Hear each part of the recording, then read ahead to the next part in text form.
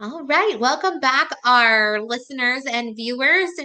We are abandoning the number system, but Yes. this is real talk. We are going to be talking mental health and media. Hi, Jesse. Hey, how are you? Good.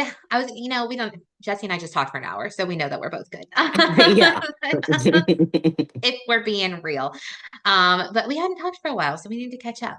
Um, Yes. yeah, today we'll be talking mental health and media. So we're going to be talking about just having some real talk, as it were, a conversation about depictions of mental health in movies, TV, books, things like that. We're just going to kind of fly with the conversation.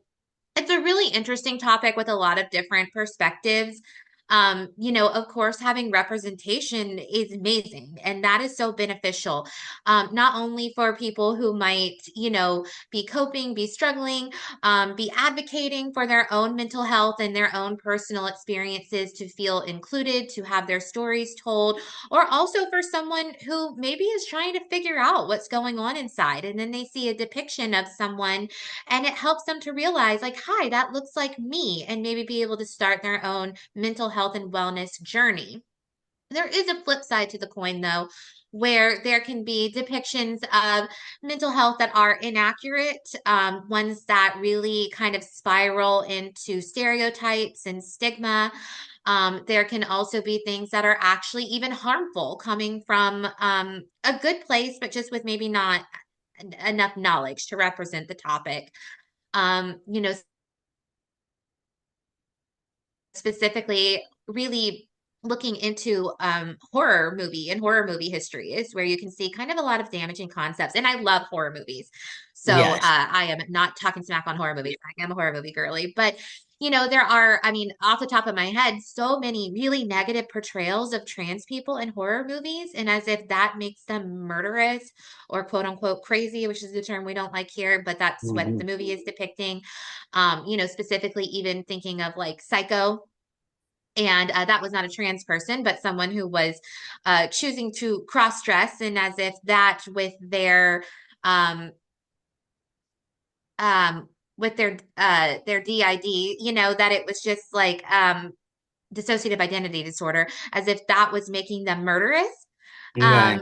so excuse me for labeling that as trans. That's a completely different thing. But yeah, with dissociative identity disorder, so Psycho, also the movie Split, which I love both of those movies, by the way. But that the main character, and he was a brilliant acting job, but that the dissociative identity disorder made them murderous. And of course, we're not saying that there's never any instances of that, but that can also really perpetuate negative stereotypes towards thinking, if you don't have enough awareness, that having certain mental health diagnoses automatically make you dangerous. Circling back to the original point on like trans and horror movies, um, Silence of the Lambs. That was the Yeah. whole reason that Buffalo Bill killed in their narrative, was because they wanted to be a woman, and it was not represented well. And I mean, of course, being trans does not make you murderous, and Right. so it can perpetuate hateful stereotypes, especially maybe for people who want to indulge in those hateful stereotypes. So I think horror movies are definitely an example of where you can see utilizing a narrative. Oh, like, have you ever seen the movie The Visit? Let's see. It's where they go see. Okay, so we're obviously going to have spoilers in this episode too. But the movie The Visit, where it's like the kids go visit their grandparents, and then they Oh, find out that, like, yes. so the spoiler, so quit listening if you want to watch it and you haven't, is that it's not their grandparents, and it's this older couple who like murdered their grandparents, and now they're going to murder them. Yeah. But they said the whole reason that the woman was murderous was because she had schizophrenia, which makes Yeah. zero sense, and Yeah. it's like you didn't even have to put any of that in there. This can just be a person. Like, why are you adding in this diagnosis to Right. perpetuate a really harmful stereotype? Yeah, I do remember that, and I remember thinking that too. I remember watching that. I'm like, why would they just why couldn't she just be a regular person? Like why does she have to be like have a mental health issue, and then that's the reason why she was a murderer. So I totally get that, and you are right. I think it's portrayed a lot in horror movies. Even though I'm just like you, I would. I love horror movies. I watch them all day long. And I do agree with you though. Like a lot of times, like even like real stories, like if you go on YouTube and you just search like Snapped or just different shows, they'll be like, well, the wife killed the husband because she suffered from depression, or like she suffered from this and that, and it's like that's not technically 100% true. Like he cheated on her multiple times. Like obviously she was going through things, but her depression isn't what killed him. Like, so I think a lot of like TV shows, they put it out there as far as like with mental health. Like, if you have something like this, then you're more dangerous than, the average normal person, whatever's normal to people these days. I don't think any of us are normal. But, I've noticed that like it's mostly like if you watch murders or think like shows like that or like any documentaries on like people who's killed people, like it's always like they always come back to like, well, they had a mental health issue and that's why they did it. But that's Yeah. not true. Like you're making it sound like if you suffer from depression, you're gonna kill somebody, or if you're bipolar, you're gonna snap and kill somebody, and that's just not how it is. Yeah, I mean, not at all. I mean, it's honestly like more of the opposite, I believe, when you look at statistics that like a diagnosed like mental health diagnosis is not highly correlated with acts of violence. I mean, if anything, there's a stronger correlation to, suicide, but I mean, even within, it's nothing predictive. There are just certain risk factors. So there's nothing causal to harm against self or other people because of your mental health diagnosis. There's, of course, just correlations that you can find. And I think that's more of an and than a because, like you were saying, Jesse. Right. Like it's not like someone killed someone because they had depression. It was more like, so someone killed someone and they were struggling with all of these other factors, if it was affairs, if it was whatever, and they also struggled with depression. It has nothing to do with the because. It's like this is just Right. more about them as a human, if you would like to know more. Yeah, and I think it's easier to blame, like when people commit crimes, like I think it's easier for people to just blame mental health. Like they're just like, well, they did suffer from this in the past. Well, I watched a documentary, this lady, she suffered from like depression, anxiety, like 15 years ago. And like, like her husband was doing all these things to her, like he was abusive and she just couldn't take it anymore. And she literally killed him in self-defense. Like he was beating her and she shot him. And they were like, well, it's from her being depressed. And, and even she was like on the stand and she was like, I haven't suffered from that in 10 years. Like, do you not see, like, I was being abused? And that's when you're going through things, that's a whole nother thing that your brain, has to comprehend. Like, it's not like you're literally dealing with physical abuse for the 20 years you've been married to this man. And yes, at some point you may have suffered from depression, but was out of it. But that's the one thing I feel like lawyers and like certain people just focus on. Like if they know you've suffered from anything, they just throw that, well, this is why, this is why. And that's Yeah. not true. And that makes mental health, it makes people who do suffer from mental health feel like, well, I don't want to talk about it. I don't want to tell people that I have it because they might have seen this show or they might think of it this way. And that's when you continuous see things like that and hear things like that, like we're all human. So like if you're sitting there and you just watched 8 horror movies and they were all based on somebody who suffered from some type of mental health and this is why they did it, you start thinking, oh wow, like if that person has that, like, does that mean everybody does that? So then it puts out a negative, you know, outlook with people who suffer from mental health because we've both been in this field for a long time. And I don't feel like I've dealt with many people with mental health that was violent. Like I know that like some people can become agitated if, and things like that easier, but murder and things like that, like, come on, it's not, you don't got to blame it every single time on a mental health issue if they've suffered from it in the past or still suffer from it. I just don't think that's right because it makes people think of them different, and that's what changes people to be comfortable to talk about what they have or what they're going through because they feel like they're going to be judged. Absolutely. And then it creates that like pattern of connection in other people where they're like, oh, what do I know about schizophrenia. Oh, that movie. What do I know about someone, who might have dissociative identity disorder, who might have bipolar disorder? Oh, that movie. What do I know about the autism spectrum? Could be Right. misrepresented in a movie, which that is quite frequently, though there are wonderful shows. I hear it.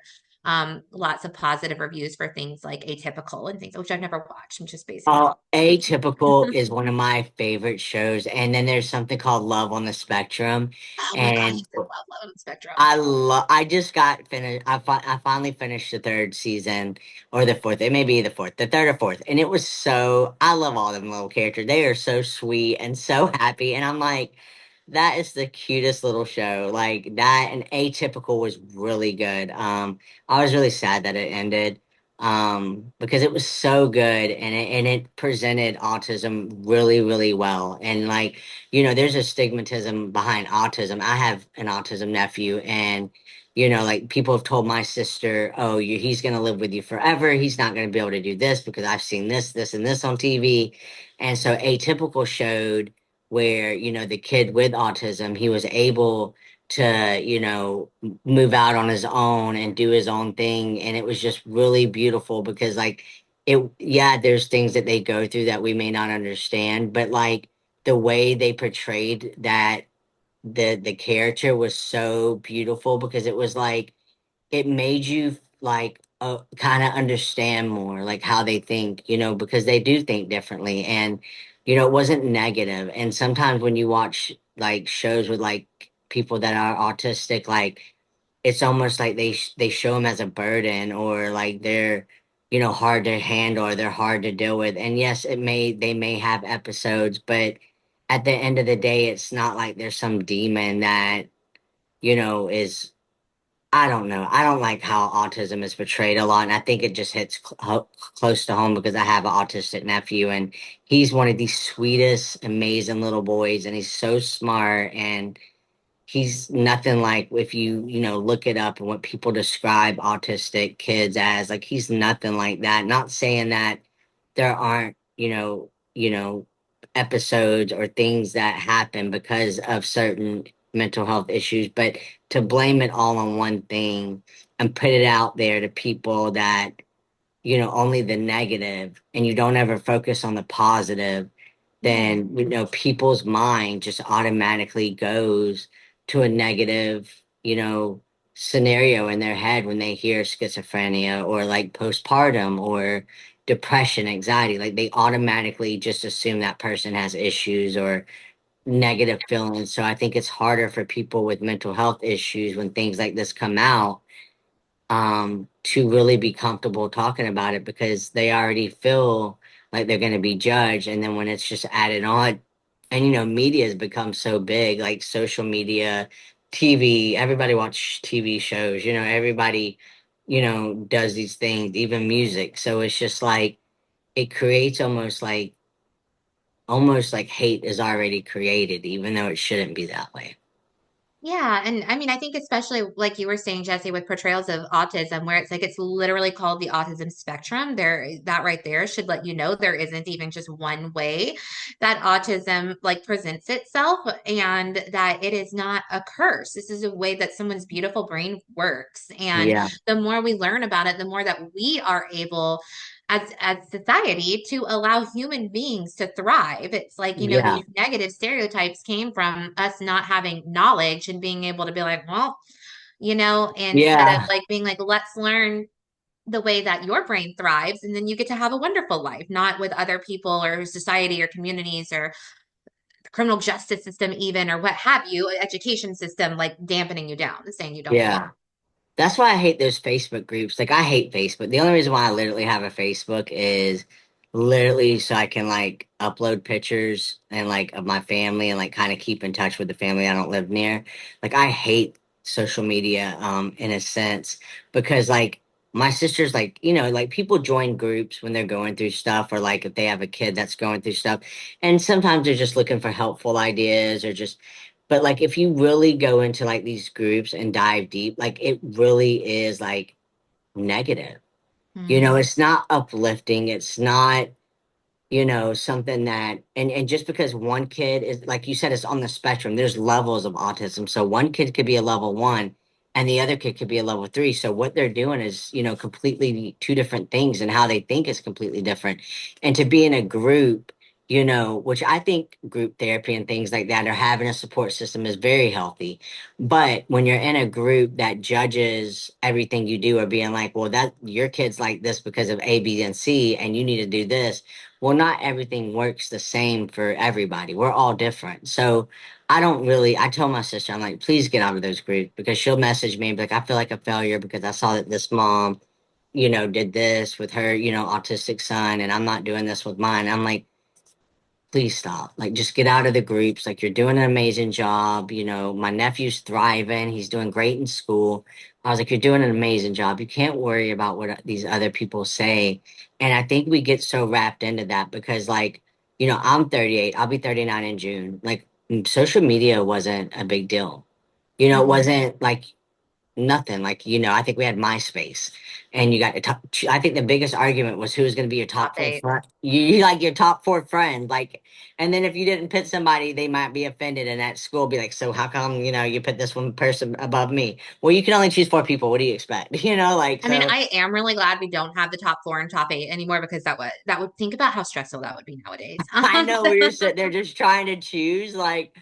Or, I'm just like, I mean, I'm serious. Like that was the biggest, like I can remember like people in like high school, like when MySpace was so popular.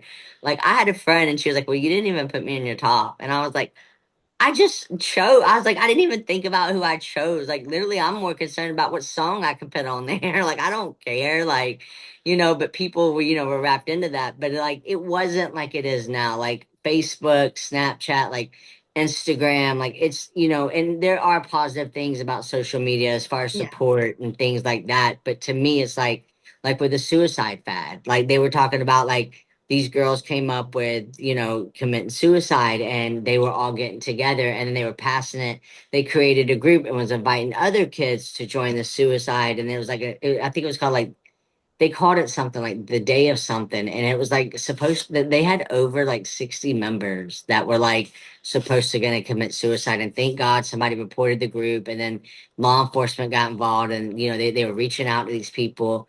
And so to me, like, stuff like that can be negative, like when you're already feeling like a certain type of way about what you're going through, and then you talk to somebody, and then it's like, well, suicide is good, it is a good answer, it is a good option. Or like, mental health, Right. like, and even people who suffer from addiction, like you have people on there like, yeah, like I'll come get high with you, like I got this and stuff like that. And it's just like all of that wasn't, and if it was available when I was growing up, it just wasn't known. No, it I wasn't mean, widespread like that. And just no. gentle reminder to our listeners as well that suicide content on social media is a very, very real danger. Yeah. Suicide death rates are going up very much for our younger folks. It's not so much that thoughts of suicide rise, but that the death rate is going up. And a lot of that is because of suicide content on social media with education, quote unquote, about most effective ways of attempting suicide, quote unquote, and people that encourage you. So we just remind you if you ever see suicide content on any social media platform, report it. Every Mhm. social media platform has a way to report that content so they can take it down immediately. And if you can't figure out how, call 988. 988 can instruct you how to go through on any social Yeah. media platform and get that reported. And of course, remember 988 is available by call and text 24 hours a day for anything you are going through. Even if you're like listening to our podcast and we pissed you off, like call and talk about that. It's Yeah, totally yeah. Oh, we are there. We don't want anybody to struggle alone with anything. So call yeah. 9. And you can also report bullying as well. I know bullying has become really bad over the last couple of years, and we've lost a lot of good young kids due to bullying over social media. So if you do see bullying, please report it, because you could be saving a life. Um, just And because it then has become, so really prolific. a huge thing And for, don't forget about the bullies too. Those that bully are at higher risk for suicide as yeah, well. That's a yeah, child that's in some sort of pain if they're yeah, reacting that way. They're using that to cope with something and they need help. right. and Um, and and maybe you can get help for both of them. Maybe you could get, and that would be ideal. Like you said, I know a lot of bullies. They usually have went through things, so they do what they feel like they need to do to make themselves feel better, or how they cope. And it may not be the correct way, but that's the only way they know. So sometimes people bully just because they're hurting themselves. So, if there's bullying going on, hopefully, we can get better at helping both instead of, being so mean to the bully, because we really don't know what they've been through or what they go through at home, or, at school as well. So, and they could be suffering from, self-image issues and things like that. So just try to be kind to everybody. I know that's an overused, phrase, and people think it's, like they're like, oh God, that's the phrase. But it's true. We all go through things that none of us know, on the outside. People don't know what we're going through. So just try to be mindful of that as well. Yeah. And let's see, I'm going to kind of push us forward into, we're going to kind of do this in tiers. So we've talked about media that we think, could have its aspects that are harmful, not with bad intentions, it just happens. I'm going to get us to some kind of areas where it's like, oh, there was good about this, but there's also some things to, just question or research yourself. And then we'll end more on our positive note, because that just seems like the way to go about it. But for me, I had two things that I wanted to mention. One, the first one being, and I haven't watched this in a long time, and I read it and watched it, but have you ever seen or read It's Kind of a Funny Story? Mm-mm. Okay, so it's this story of this teenage guy, and he's struggling with his mental health. He calls a suicide line one night. They tell him to go to the hospital, and then he is instantly admitted into the inpatient floor. And it's kind of his story and journey on receiving support while he was there. I've read a lot about this movie and book, and it has meant a lot to a lot of people. Um, and there's nothing about it that I'm like, ugh, bad movie, except for one of the only things being that, um, I think in some ways it can, of course, because that's kind of the point of the movie, like make it look like, look how fun to be on this inpatient floor. But really, and not that, I mean, inpatient is important for a lot of people. I'm not talking bad Yeah. about that, but it's also hard work, which I do think they depict in some ways. But mainly a little bit the way, I mean, since we work for 988, the way that the suicide helpline handled that, where he called and he's saying, I'm just kind of struggling, and they're asking him about suicide, and it's almost like they like pressured him into admitting it and then told him he had to go to the emergency room, Mm. which, and then when he goes to the emergency room, that he somehow was just getting the most perfect treatment at the hospital on their psych floor, which is just not really how that system works. And that is not a commentary of anything negative on the emergency department. The emergency department is a wonderful place staffed with wonderful people. It's not a mental health department, and it's not equipped to deal with thoughts of suicide. And, Right. so on 988, we are really careful to make sure that we are never suggesting the emergency department unless it's because someone cannot keep themselves safe that day. Wow. That's when the emergency department is necessary, because they're going to physically keep you safe. It's a physical emergency. But someone who's struggling with thoughts, for us, we one, of course, would talk to them, not just ask a Yeah. bunch of questions and tell them to go somewhere. Um, but two, like that would be much more where like maybe they did need inpatient. I don't know this person's life, but that it would have been more of a gentler entry rather than like, because when he did show up to the emergency department and then they took him in, and he had no idea what was happening, you know Yeah. and I feel like that's downplayed a little bit, and that does happen in real life because that is the emergency department's protocol. And Right. that is good. I mean, they don't have suicidologists on call at the emergency department, so they have to err on the side of caution. But I've talked to parents in real life who were like, I thought I could take my kid to the emergency department and we'd get like referrals. But instead, they took my child and I didn't know where they were for like 3 days. And then they Yeah. automatically got put into an inpatient, or there's no follow up because the emergency department doesn't have the capacity. Again, not the fault of the hospital. It's just not what it's there for. Um, so that's really my thoughts on that movie. I mean, I thought it was great to normalize reaching out for help. I thought it was great to normalize like meeting different people that were struggling with different aspects of their mental health, and really breaking it down that these are people with wonderful qualities, but I just Yeah. like took a little bit of issue with being like, well, that's not how we'd handle that type of call on a suicide. Right. Yeah, because we definitely, our goal is on the call to de-escalate and try talk to that person, not to them and try to tell them what to do, but try to just talk to them and see if we can de-escalate or help them stay safe. And like you said, the emergency room is literally the last option. I mean, we try not to involve law enforcement at all if we don't have to or anything like that. I mean, we want to help them, and sometimes they just need to talk about it versus just being like, oh, okay, you're having thoughts of suicide. So yeah, I can't really chit chat with you. You need to go ahead and go to the ER. Like, that's Yeah. not how 988 at all I mean, they're not supposed to at all. And to not Handle explain the like what was going to happen when they got to the emergency department, like No, when they took intake him, whatever. yeah, you're That right. he Okay. was like, "What's happening?" Which of course would be how someone would react, and so we would never do that as well, and that we would more even want to look at, here, hey, we can also look at resource referrals for you, but let's talk about what's going to be best for you, especially with someone underage, Yeah, and so yeah, that's just my take on that aspect of it.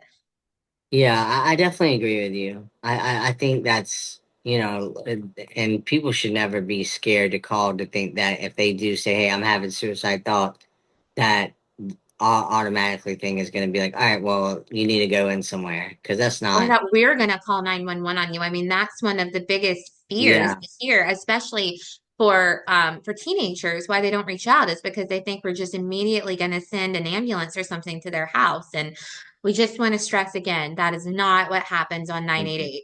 And No. if we ever thought you did need emergency services in that way, because you attempted suicide already that day, not a week ago or anything, that day, or by the end of our call, no matter how long it takes, there's no scripts, agendas, or timelines, you are still planning to attempt suicide that day and you have the method, and we cannot stop you. We cannot put any other safety plan in place.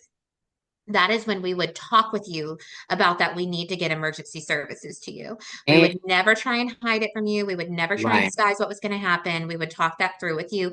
And that is a point where we are legally bound to dispatch emergency services. But again, Yeah. that's a very small percentage of somebody who is going to attempt that day and we cannot get another safety plan in place.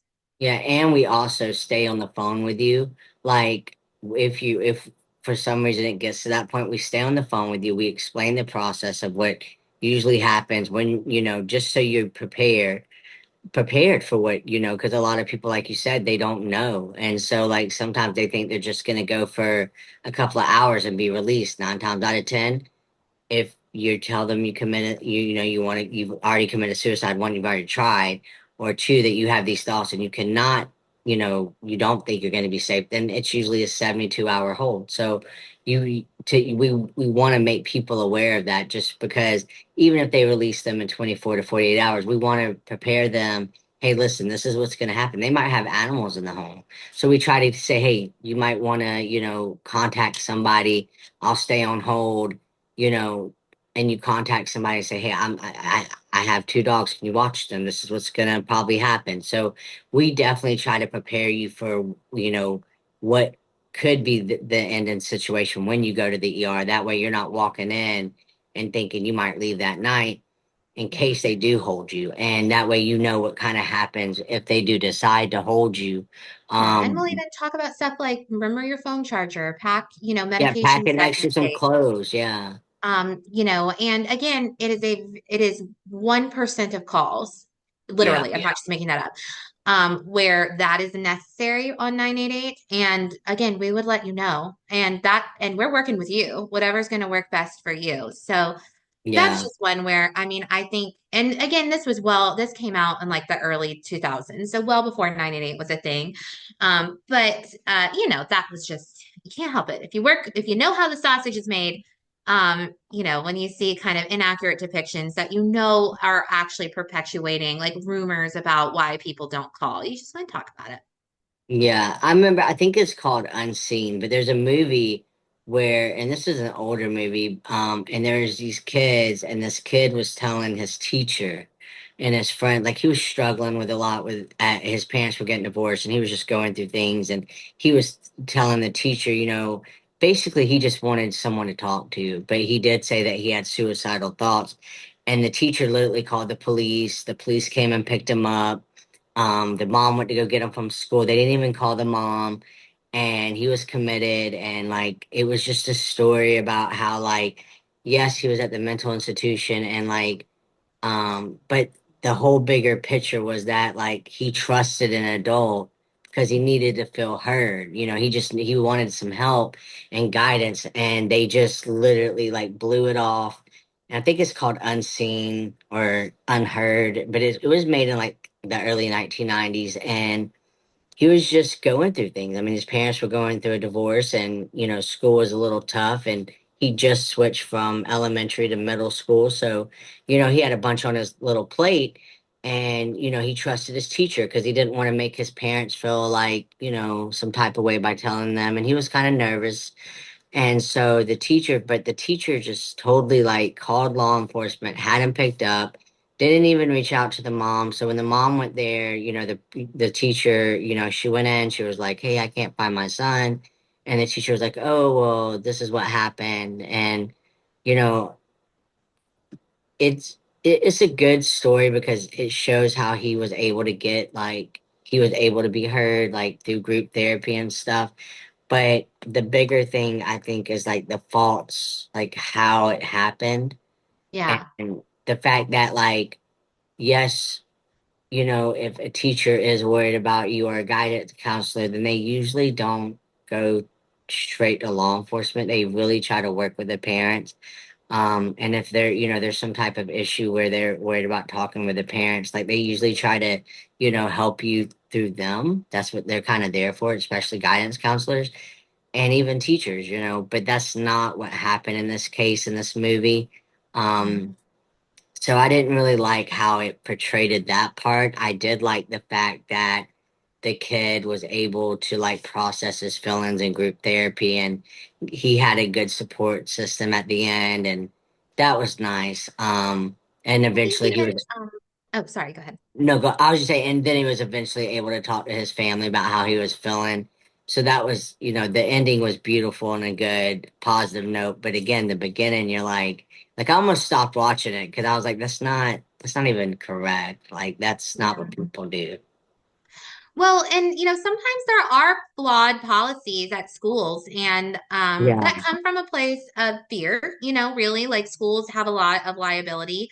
But I think, that's something to encourage, any of our listeners that are parents, like make sure you check with your school about what their policy is for yeah, a child who discloses that they're having thoughts of suicide. I mean, almost all of it is going to be that they're going to talk to the parent, which is definitely necessary. Um, yeah, but make sure that there is not a jump to crisis activation or things like that, and advocate for policy change if that's needed at your yeah, school. Sometimes it's just because that's what's been in place and it hasn't been analyzed in a while, and maybe there hasn't been a problem, but that doesn't mean there never will be. So definitely encourage right. parents. You have the right to know that. Ask your school what their policies are for when students disclose, in particular, suicide ideation without a attempt threat risk, and just make sure that they're not overutilizing emergency services with that policy. Yeah, definitely agree. So the next one I want to talk about, and Jesse and I have debated about going into a deeper dive in this show, which we might do in the future on the pod, as it were. But I'm just going to talk about one aspect of this, and that's 13 Reasons Why, the Netflix show. Now, we are not going to talk about seasons 2 and 3 because that's a whole other thing. But when we're talking about season 1 and the book 13 Reasons Why, which I've read and listened to the Audible of, and I revisit it every couple of years as I like learn more and continue in my career with my clinical focus being on suicide, and my opinions ebb and flow and change on some things. And there's a lot of great things in the show. I think it definitely got people talking, which was really Hmm. important. I think it really showed the grief aspect of suicide Yeah. extremely well. But the only thing I'm going to talk about today is, and it was a scene they removed. But it was originally in there at the end when Hannah, the young girl that dies by suicide, they showed a very graphic depiction of her suicide attempt. So again, content warning. I'm going to talk about this the way that it happened. So please skip through if that's not healthy for you. But she did use a razor blade. She slit her wrist in the bathtub, and they showed it. And I could understand where they were coming from with that. They were trying to make this show very real, but Hmm. there's a very quick research check on that. And while there is no iatrogenic effect, iatrogenic meaning that you can escalate risk by talking about a topic. There's no iatrogenic effect for talking about suicide. You can't plant the idea of suicide in somebody's mind, nothing like that. So, talking about suicide, always, always important. There is a risk to graphic depictions of suicide attempts because if somebody is watching that is struggling with their own not just thoughts of suicide, but struggling with wanting to attempt suicide, really being on the brink of attempting, that can really increase capability for a more harmful, more fatal suicide attempt. It Yeah. can desensitize the brain to the fear of the attempt, kind of normalize that, and it just can make someone more capable if that's what they're already on, if that's their journey. It's not everybody, if that's where they're at in their struggle with suicide, there is a very real risk factor to graphic depictions of suicide. In fact, like if you work, with suicide, as Jesse and I both have and do, you hear from people when they're really struggling and they're higher risk that they look up stuff like that. You look up and Yeah. watch things about suicide attempts or read about it, the attempts, not someone with thoughts. That's really helpful to have, but the attempts, like the graphic depictions or descriptions of attempts, because it helps your brain and your body sort of align to that and lose fear of it. Um, so I thought it was great that they did take it off. I mean, I know there were some people that thought that they were kind of giving in or whatever, but it was like if the point of the show is to help people, Yeah. this is a danger. And a lot of people, I don't know if you heard about the movement, but a lot of people started saying, this is going to be my 13th reason why. And they even had a couple of people, kids who committed suicide, unfortunately. And like in their note, it was like, well, this was my 13th reason.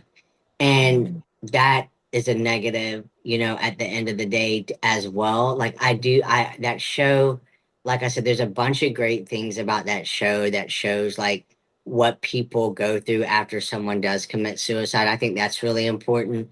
And I do think like showing how bullying and things like that and what Hannah was going through, like I think all that is important. But I do agree with you. I think, like you said, you cannot plant the idea of suicide in someone's head, like by talking about it. But if you're saying, oh, I'm gonna, do this way, and this is how I plan it, and you see it, um, it it hypens you up because you're like, oh, well, I could do it this way, Yeah. or And that is not just our opinion, y'all, by the way. That is yeah, very that's well it's been researched. proven. Yeah. And I know like and I this may be, people may not agree, but like Chat GPT, a lot of people love it, a lot of people hate it. It is literally taught they're literally being sued on 3 cases right now because they have literally had someone who was suicidal talk to Chat GPT and tell them. And the one case that's been all over the news, I think it happened a couple of months ago, is where a boy asked ChatGPT if he should tell his mom how he's feeling, and ChatGPT responded, "No, you don't want to stress your mom out, but I can walk you through on how to make a noose." Because the kid said that's how he wanted to commit suicide. And it literally walked him through each step. And, I run, groups and stuff, and this has been a big debate because a lot of people love ChatGPT, and I'm not saying it's wrong or not hating on anybody who uses it. I'm just saying that to me that is awful that Yeah. there's that it's a robot first off, and I get that, but like literally it walked him through step by step by committing suicide, and I think that that is a negative thing, and it happened to 2 other kids, and it was almost like it encouraged them, and that's what I kind of don't understand. You I should didn't. remember, Jesse, just like you said, it's an algorithm. It's a Yeah. robot. It is not a person that's like actually interpreting emotions. Like it is going to give you the information you are Yeah, asking that you're for. asking for. And you're exactly right. And that's why I think, it can be a dangerous, thing Sure. for people who don't understand, like for people who are struggling. That's why I think 988 is so important because you're not gonna get a robot. You're not gonna get somebody who's gonna talk you through suicide. Like when that's not our, we're not gonna do that. Like that's not our goal. We don't want you to harm yourself or do anything to yourself. We just want to be there for you and see if we can come up with a safety plan. Whereas Chat GPT, like you said, they're made it's made a certain way. So if you're like, hey, I want to kill myself. How do I, hang myself?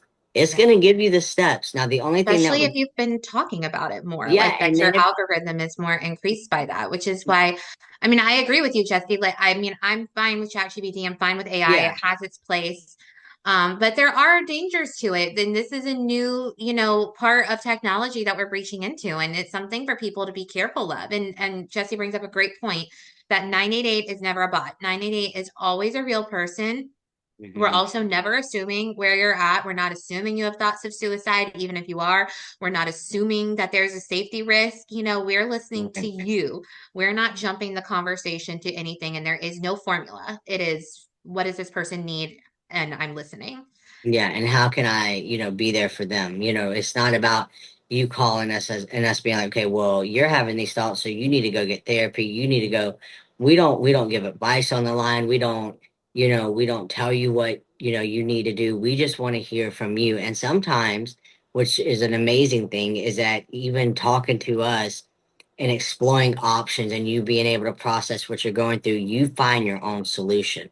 Like, oh, this is what I need to do to feel better, or this is what I need to do to help myself in the future so I can Or to prevent just these thoughts. breathe today, like Yeah, it's sometimes, I mean, I like to say where it's like you might not leave our call like quote unquote feeling better, because you right, can always just feel better, go from struggling to happy in a conversation, nor should you in a lot of cases, but you're gonna right. feel supported and you're gonna feel like you can breathe.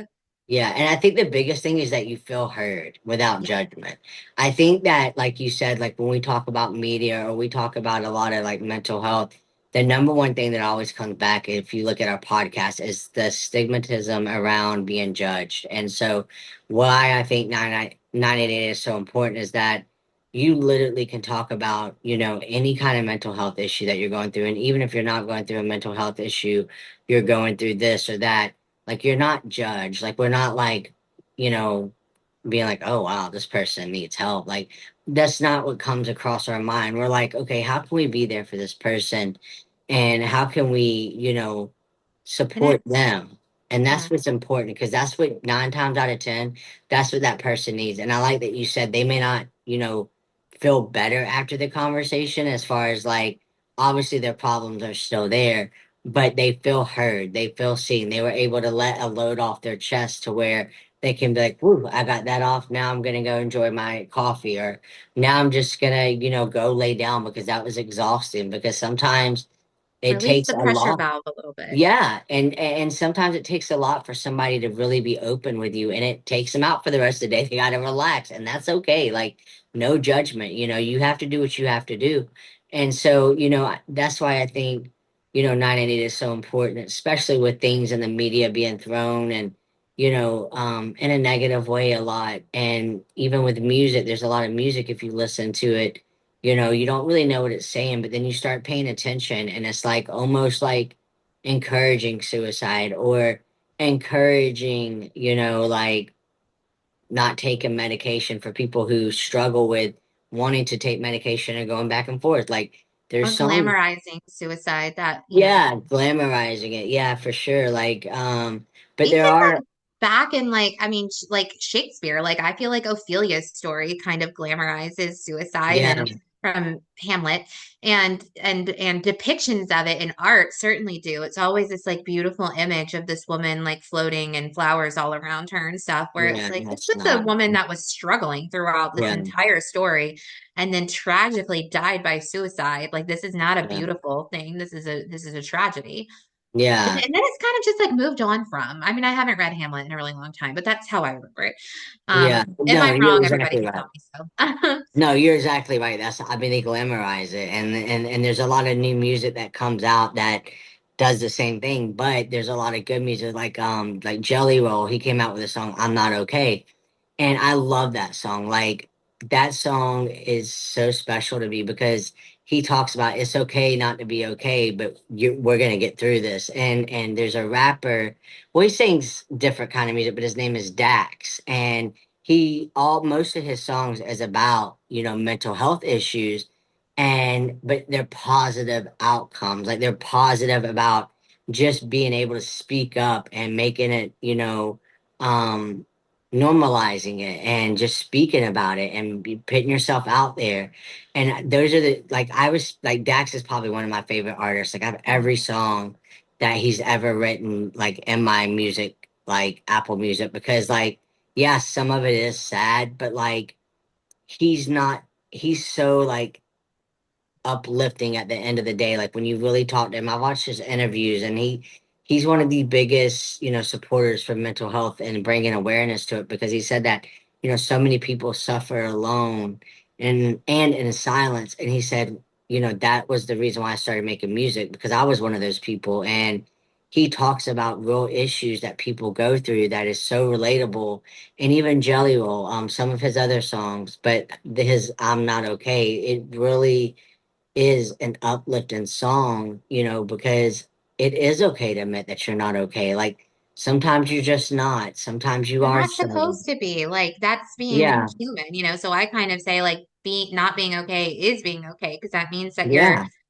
admitting what's really going on with you and you're going to be able to cope with it. And Yeah. that's And important. when you're able to process it, I think a lot of people struggle with processing their feelings because it could be hard for them to be vulnerable or to go through that, and sometimes it can be helpful to process your feelings so you can heal or, understand better, certain things. And so I think by just being able to talk to somebody sometimes, that's why I said I will always rock hard for 988 because I think, it saved lives daily, and it's been proven that it has. I mean, they just sent out a newsletter about how suicide rate was, it has gotten a little better. I mean, of course, suicide is still happening everywhere, and, it's at a rapid rate, but it with 988, more people are reaching out. And I've noticed that like even the older people, the elderly are reaching out. And they're like, I just saw your number, like it was on the back of a bench, or I was using the bathroom and it was literally a Yeah, flyer. I was And at a gas station yesterday and it was on the gas pump, a Spanish version of the flyer, which was wonderful.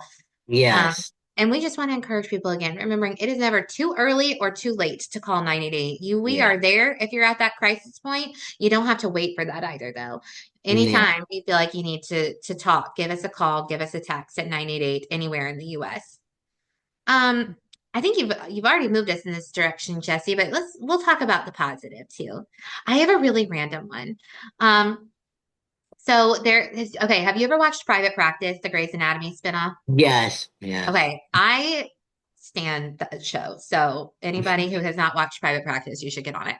But they have this one episode that I think brought to light a topic that is not talked about a lot, and it was a mother who came in with her baby, and it turned out that she was suffering from postpartum psychosis because of lack of sleep.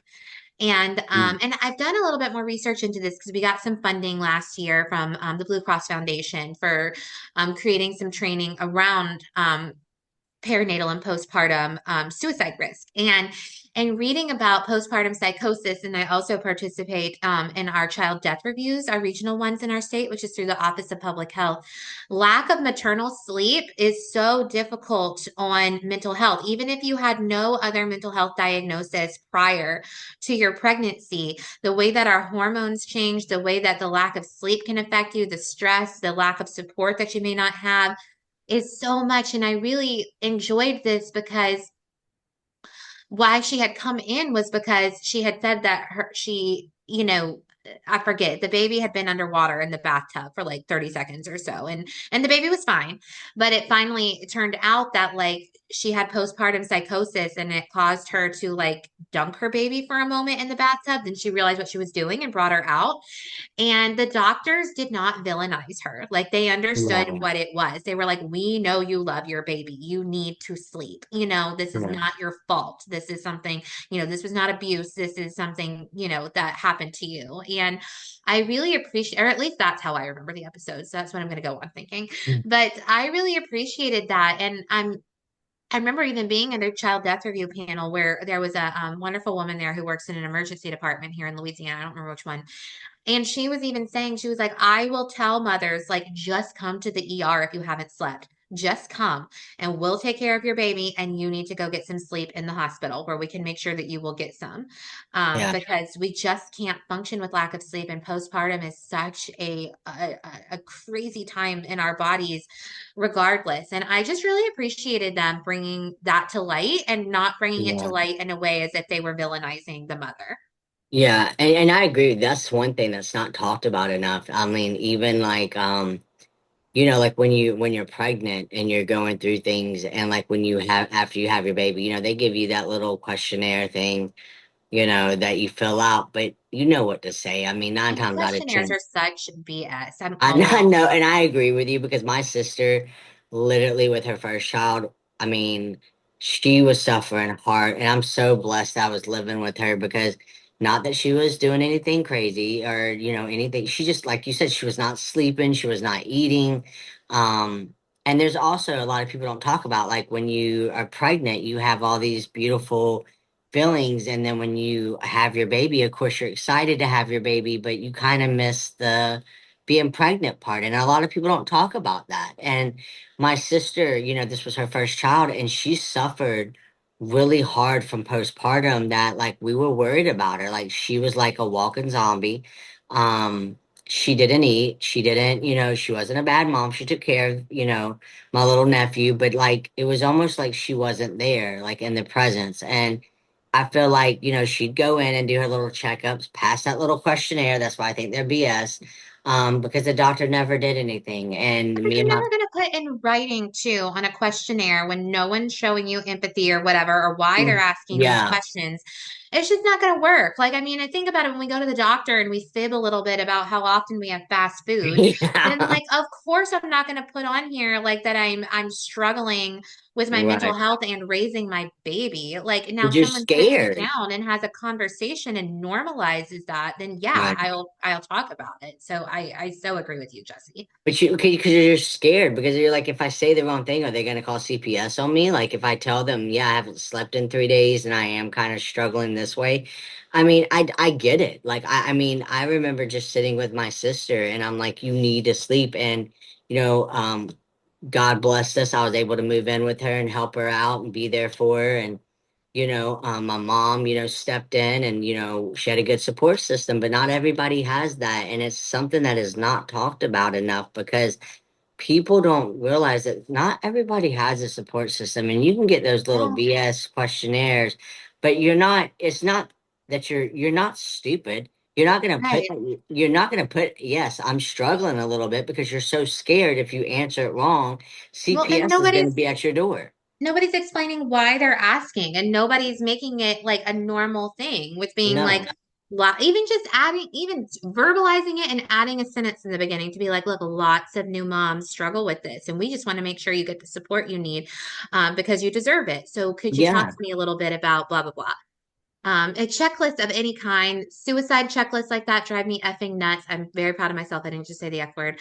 And yeah, if you use checklists, quit it. Have a Yes, conversation. please. Yeah, Um, and that's another thing. Like, it's so funny because like some nurses will be like, "It's okay that you're going through this," but it's almost like they want to pry to get information, and they're not really being sympathetic. Like, I had a friend, like legit, had a friend that was struggling from postpartum, and the nurse was so nice about it. And then my friend was yeah. like, "Yeah, I just find it hard to get out of bed sometimes." Like, and their baby was fine. Their baby was being taken care of. literally opened up a CPS case, and all Oh she my told her, gosh. and all she told her was that she was struggling getting out of bed sometimes. Like her energy was so low because of the lack of sleep, and she had her baby was very like colicky, so the baby had trouble sleeping, and but she was like, I found all these ways to help her little baby, and make it not as bad for the baby. She was like, but by then I'm exhausted, so I just want to lay there. Said nothing, that not any normal parent wouldn't say, and literally had CPS show up at her door 48 hours later. Of course, it was closed immediately. It was something that they did have a talk with her. The home was clean. I mean, everything was fine. But Yeah. like that's what I'm saying. Like that's why people are so scared, because sometimes, not all nurses and doctors, because I do feel like there's amazing nurses and doctors out there that are like, come on, like I know you're tired, and you could be like, yeah, I'm tired, and they're like, well, let's try to do this, maybe this will help you, or they are helpful, they do give helpful advice, so it doesn't happen in every situation. But the fact that all she did was mention that she didn't have the energy to get out of bed, and that she was tired, but they saw her baby. Her baby was in great condition, being well taken care of. And the cute little, I mean, you could tell she was doing an amazing job. Had a CPS case opened up against her. Granted, like I said, it was closed immediately. Sure. But she And should have side never had to note, go through that. yeah, side note, 988 does not do that. Yeah, we do Um, not. Struggling as a parent, um, going through your own mental health struggles as a parent, being exhausted, especially if you're a new mom, that is not abuse or neglect. So never No. hesitate again to talk to 988 about And those things. Louisiana has a Louisiana parent line that you can reach out to specialists and talk to them about stressors. 833 LA Child. Yes, and it is a very helpful line. And I mean, I don't have kids, but I have four cats. And I felt like they drive me nuts. And sometimes, I'll be like, these cats are gonna make me go insane. But, like we all have that moment. We all have that frustration, that struggle. Um, and especially people with kids, you go through things. It's a different. Your whole system is different, Your as whole a life's different. your whole And you've life, got everything all this changes. Your pressure body from, changes. Your but it's emotions so much change. pressure from other people too to be like, you have to Yes. be happy. This is the best time of your life. And so you're not allowed to be a human that can feel multiple things at once. Yes. And please, please, with support groups, please do not, feed into that if it's so negative, because sometimes it really can cause a negative effect of you think you're doing things wrong when you're really not. You're just you're doing things the best way you can. So that's why I try to tell people, don't listen to what people are saying online. Sometimes it's not helpful. Now if you find a good helpful support group, that's great, but just remember, like, mental health, everybody goes through things differently, and you're not crazy. You're not, going through it alone. People are going through things the same way, may just handle it differently, but you're not crazy, and it just needs to be talked about more, and normalized more, because it's awful to feel like, oh, I can't talk about this because I don't want to lose my child, or I don't want to be committed, or I don't want people to think I'm crazy. Like, you're not. You're a human being with feelings, and you're struggling, and we all struggle. Yeah, absolutely. And the brain is a part of your body, just like everything else. And sometimes it needs some support, and there's no shame in that. And it's certainly not a crime. Exactly. Um, so let me see, what else do I have? Okay, so this one, again, I read the book and watched the movie, and I know it means a lot to a lot of people, and I think it's good, but I want to talk about one specific aspect of it, which is Perks of Being a Wallflower.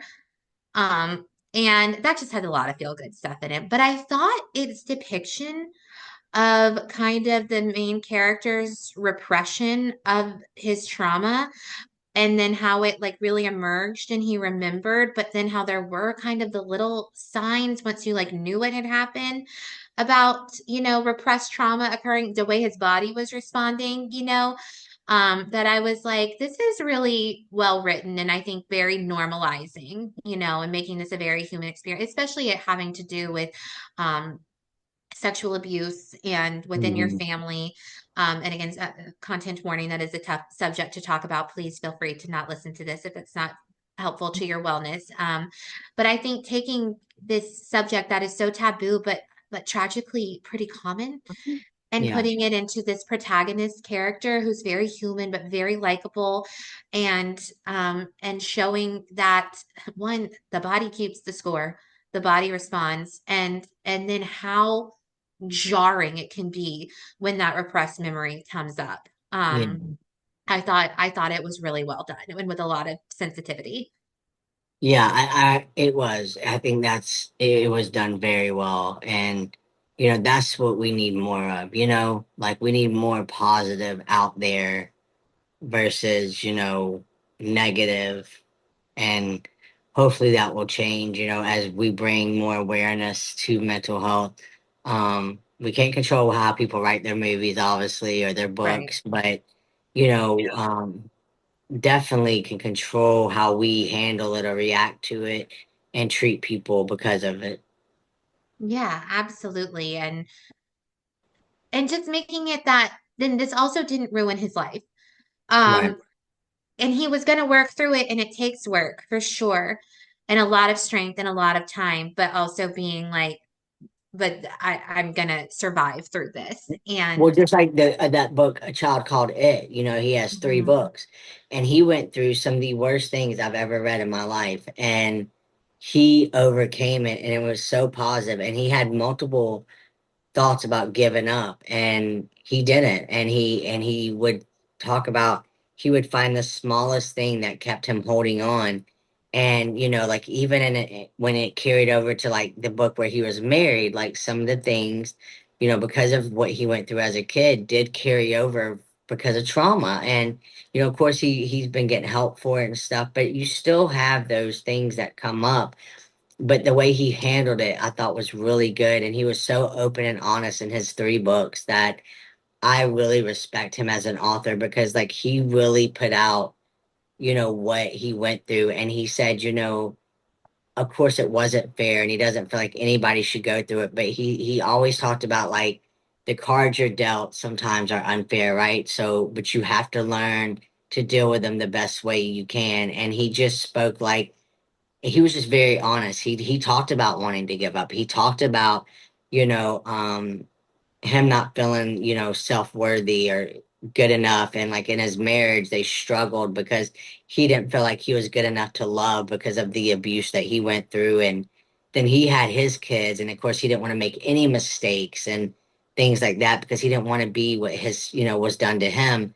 And I like how he's honest. He's literally honest about the struggles, the positive, the negatives, how it can affect people's lives, how it affected his life. And that is one author, and those three books are, I really tell people like you should really read those books. Like they're really good, and they're so honest, and you don't get a lot of that. And I think that's the issue. Like I think if we were just more honest about, what we go through and felt comfortable, and was not scared to be judged, I feel like a lot of mental health, it would thrive in a sense of like you would feel supported. You would feel like it's okay that I suffer from PTSD. It's okay that I suffer from anxiety.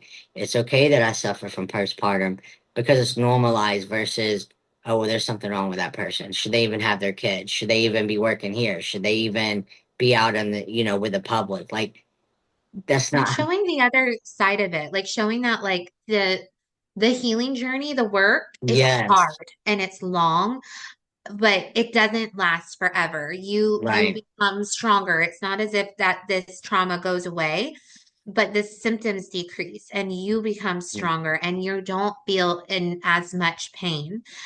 You know what I mean? Like it's like, Right. yeah, this still will have always happened to you, but you learn to thrive, and that, yeah, you're not in pain forever.